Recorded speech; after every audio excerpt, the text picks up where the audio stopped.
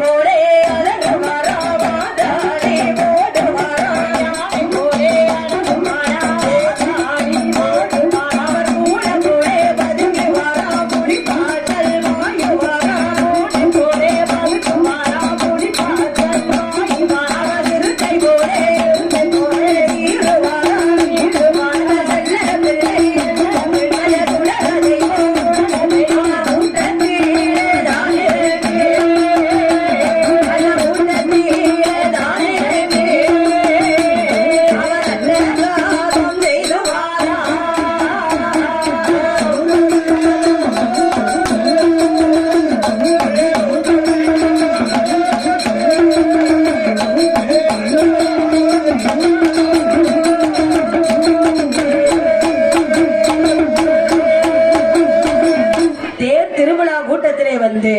கூட்டத்திலே வந்து யானை மாதிரி அலறி ஆதாளி போடுறாரு. இந்த கல்வீட்டு மாயாண்டி அலறுகிறார். பூனை போல பதுங்கி புலிப்பாய்ச்சல் பாய்கிறார்.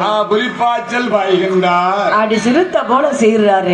சிறுத்த போல செய்கிறார். அப்படி கூட்டத்திலே வந்து யானை மாதிரி அலறி ஆதாளி போட்டா யாராவது இருப்பாங்களா? யாராவது பார்த்துக்கிட்டு இருப்பாங்களா? யானை புலி சிங்கம்னு கூட்டமே கலைந்தது.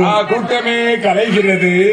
கூட்டம் அனைத்தும் கலைந்திருக்க இந்த கல்வெட்டு மாயாண்டி கண்ணிலே கண்டார். மாயாண்டி கண்ணிலே கண்டார். இனிமே நம்ம நேர தேர் பக்கத்துல போயிட வேண்டியதான். தேர் பக்கத்துல போயிட வேண்டியதான். அப்படி மாயாண்டி நேர தேர் பக்கத்துல வந்தாரு.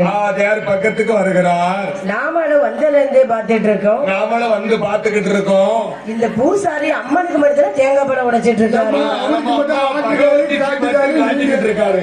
சரி, ஆமா, அம்மனுக்கு மட்டும் தேங்காய் பழம் உடைச்சுக்கிட்டு இருக்காரு. தேங்காய் பழம் உடைச்சுக்கிட்டு இருக்காரு. சூடத்தை பொறுத்துதாரு, பத்திய பொறுத்துதாரு. சரி, நம்ம காட்டவே மாட்டேங்காரு. அங்க தேங்காய் பழம் உடைச்சா தேங்காய் பழம் உடைச்சா இங்க ஒரு பத்தி குச்சியாவது வைக்க வேண்டாமா? பத்தி குச்சியாவது வைக்க வேண்டாமா?